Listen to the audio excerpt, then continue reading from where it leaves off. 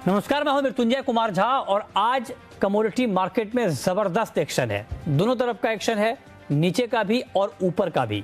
नीचे का एक्शन कच्चे तेल में है, जोरदार गिरावट है और हालांकि गिरावट एग्री मार्केट में भी बहुत ज्यादा है, लेकिन क्रूड की बात करते हैं सबसे पहले।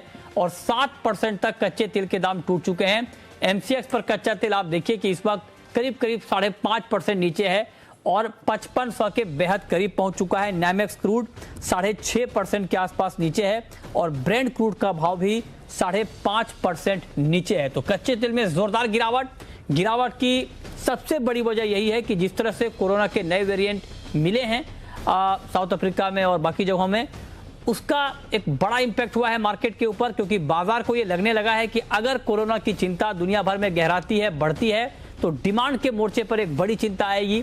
कच्चे तेल की डिमांड कम होगी, जिसका बड़ा इंपैक्ट आज हम प्राइस के ऊपर देख पा रहे हैं। तेज गिरावट है।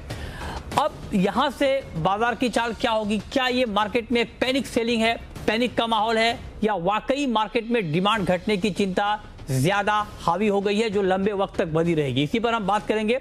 हमारे साथ दो खास मेहमान हैं। रविंद्र राव हैं, इस वक्त हमारे साथ जुड़ रहे हैं, और साथ ही हमारे साथ तरुण सत्संगी हैं। आप दोनों का बहुत स्वागत है। रविंद्र जी, सबसे पहला सवाल आपसे ये, क्या आज की क्रूड की गिरावट एक पैनिक है मार्केट में, या आपको लगता है कि अभी तो गिरावट शुरू हुई है? Good afternoon Mrityunjay. नहीं, मुझे लगता है कि ये पैनिक सेलिंग है, क्योंकि अगर आप देखें तो अक्रॉस बोर्ड जो भी इकोनॉमिकली सेंसिटिव कमोडिटीज है, इक्विटी मार्केट्स है, सब जगह पे एक शार्प फॉल आया है। और मेरे हिसाब से वही रीजन है जिसकी वजह से हम क्रूड में भी एक फॉल देख रहे हैं। क्रूड में ऑलरेडी एक सेलिंग चल रहा था, क्योंकि यूएस से और जो दूसरे कंट्री से जो स्ट्रेटेजिक रिजर्व्स ओपन करने का जो बात चल रहा था, आई थिंक वो ऑलरेडी सप्लाई को लेके एक प्रेशर था और अभी डिमांड को लेके एक चिंता आ गई है because of the new variant. तो मेरे हिसाब से एक डबल इम्पैक्ट हुआ है क्रूड में। लेकिन मुझे लगता है कि इसका जो ये कंटिन्यू रहेगा कि नहीं, I think that will depend कि जो नया कोरोना वायरस का जो वेरिएंट आया है वो कितना घातक होता है। तो आई थिंक अगर वो ज्यादा इम्पैक्ट करता है तो मेरे ख्याल से डिमांड को लेके थोड़ी सी चिंता हो सकती है और उसके वजह से ही क्रूड में और थोड़ा सा फॉल आ सकता है। अदरवाइज मुझे लगता है कि थोड़ा स्टेबलाइज होना चाहिए। $72 के आसपास एक सपोर्ट है WTI क्रूड में, और अगर एमसीएक्स की बात करें तो एमसीएक्स में 5450 5400 के आसपास एक सपोर्ट है। अगर उसे ब्रीच नहीं करता तो एक थोड़ा सा बाउंस बैक आ सकता है, बट ओवरऑल ट्रेंड थोड़ा सा नीचे ही है, तो सेल ऑन रैली एक स्ट्रेटजी होनी चाहिए। अच्छा, तो ये राय आपकी है क्रूड के ऊपर। लेकिन तरुण जी, अगर मैं आपसे ये पूछूं कि 5500 के आसपास है एमसीएक्स पर कच्चा तेल, क्या इस भाव पर अभी ट्रेडर को एंट्री लेनी चाहिए, या आपको लगता है कि भी दूर रहना चाहिए, मार्केट में कुछ भी हो सकता है? सर्टेनली मार्केट में देखिए, नो डाउट करेक्शन होगा। जिस तरीके से डिमांड सेंटीमेंट हिट किया है साउथ अफ्रीका में न्यू वेरिएंट आने के बाद में, ब्रिटेन ने in knee jerk response to it flight cancellation किया। अदर कंट्रीज भी शायद इस डिसीजन को विटो कर सकती हैं। बात की जाए कि इन लेवल पे क्या करना चाहिए, मैं वेट करने का सलाह दूंगा। अगर यहाँ से 150 रुपये का, 100 रुपये से 150 रुपये का जंप आता है, समवेयर क्लोज टू 5680 5700 ऑयल के प्राइस आते हैं, वहाँ पर आई थिंक शॉर्ट इनिशिएट करना चाहिए। सेल ऑन राइज ही इसका सेंटीमेंट रहेगा आने वाले कपल ऑफ डेज के लिए। मुझे ऐसा लगता है 5350 डोमेस्टिक मार्केट में एंड $70 WTI नाइमेक्स में आ सकता है। ठीक है, तो ये बात क्रूड को लेकर हो रही है।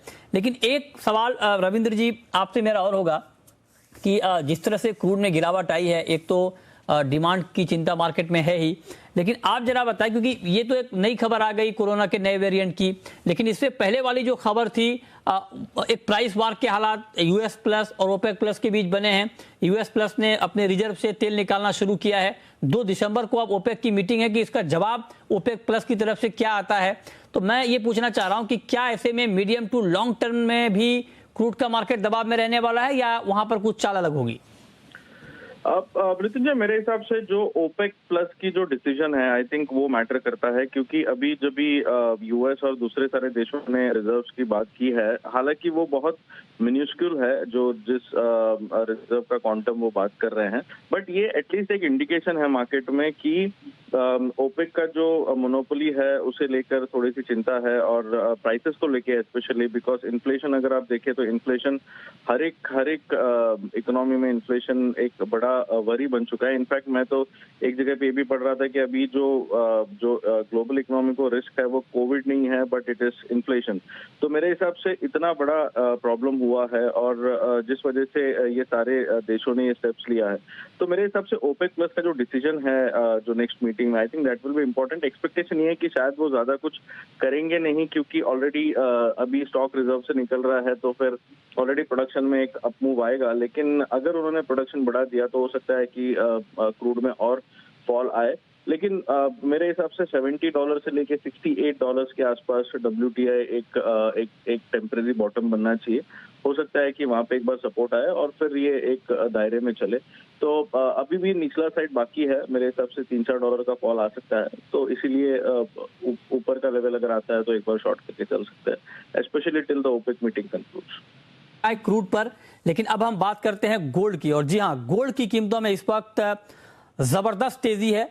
करीब करीब 700 रुपए गोल्ड के दाम बढ़ गए हैं। 48,460 ये गोल्ड का फरवरी वायदा का भाव है। जबरदस्त तेजी इस वक्त मार्केट में दिख रही है, और गोल्ड की तेजी के लिए भी वजह एक ही है, जो कोरोना की नई चिंता आई है, उस नई चिंता ने क्रूड को झटका दिया तो गोल्ड को सपोर्ट दिया है। क्योंकि जब भी कोरोना की चिंता बढ़ती है या दुनिया में कुछ भी ऐसी खबरें आती हैं जिससे कि इकोनॉमी को लेकर कुछ नुकसान वाली खबरें हों, तो गोल्ड पॉजिटिव हो जाता है, क्योंकि सुरक्षित निवेश के तौर पर गोल्ड में डिमांड बढ़ जाती है। आज भी वही हुआ है, रुपया भी काफी कमजोर हुआ, शेयर मार्केट गिरा, इसका पूरा का पूरा फायदा गोल्ड को मिलता हुआ दिख रहा है। तो अब आप जरा बताएं तरुण जी कि क्या गोल्ड में भी एक पैनिक तेजी ही है, या ये इस तेजी को थोड़ा बहुत टिकाऊ माना जाए? Certainly fund buying, safe haven buying हमने होते हुए देखा है on account of new Covid variant. ऐसा लगता है शॉर्ट टर्म में तो कंटिन्यू करेगा, मोस्ट लाइकली है कॉमेक्स के अंदर $1840 तक देखने को मिले। अगर ऐसा होता है और क्योंकि रुपी वीक हो रहा है तो डोमेस्टिक मार्केट में मोस्ट लाइकली 48,500 से 49,000 तक के प्राइस आ सकते हैं। बट मेरा ऐसा मानना है we need to see exactly ये जो स्प्रेड हो रहा है इसका एग्जैक्ट इम्पैक्ट क्या आता है, दैट विल डिसाइड कि गोल्ड में किस तरह का रैली आएगा। अगर ये सबसाइड हो जाता है without giving much dent to the economy, then certainly जो रैली रहेगा वो शॉर्ट लिव्ड रहेगा। लेकिन अगर वैसा वर्षा होता है तो हो सकता है रैली के अंदर लॉन्जेविटी देखने को मिले। बट मेरा ऐसा मानना है फॉर द टाइम बीइंग 1830 से $1840 प्राइस देखे जा सकते हैं गोल्ड के। ठीक है रविंदर जी, आपका क्या व्यू है गोल्ड के ऊपर? जो लोग गोल्ड मार्केट को अभी देख रहे हैं, इस तेजी को देख रहे हैं, और इस तेजी में मार्केट में ये प्लान कर रहे हैं कि इस तेजी में शामिल हुआ जाए या नहीं, उनके लिए आपकी सलाह क्या है? Well, I think Mrityunjay, gold को डबल बेनिफिट मिला है। एक तो गोल्ड में जो एक्सट्रीम सेल ऑफ हमने देखा था पिछले सेशंस में, तो वो एक सपोर्ट था 1780 1785 के आसपास इंटरनेशनल में।